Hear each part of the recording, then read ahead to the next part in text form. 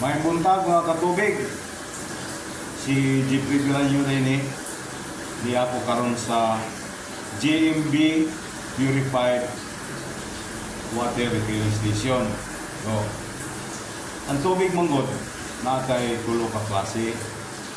Although diri sa karta mo ko kabalo kung sa na ilang ibang gamit, pero ang JMB Purified Water Refilling Station 23 stage ni siya. Di tawag ngayon purified. Na ay, dili ta katawag ani nga purified mineral water. No, that is wrong. Purified water,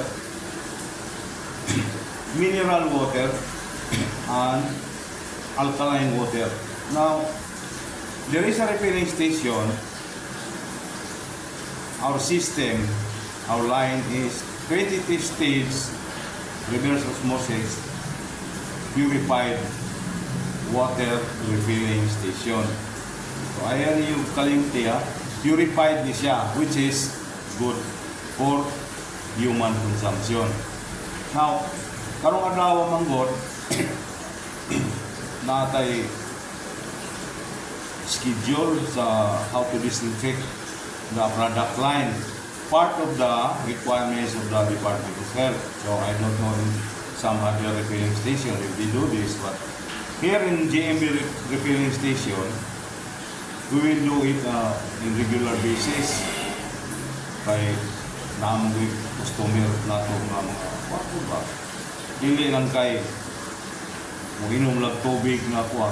Mangita sa sila kung sa ilamig nga tubig nga napagyud tayo nag-supply pa yun sa mga eskwelahan na sila bindo machine kanang piso-piso ba niya. Most of the customers are all children, kids, like mga estudyante, mga bata ba niya.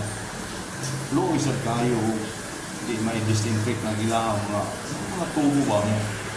Nabiya yung usahan mo kung palangaw diha yung mga bata mahulog lang piso, all plastic, another drink. So you consider that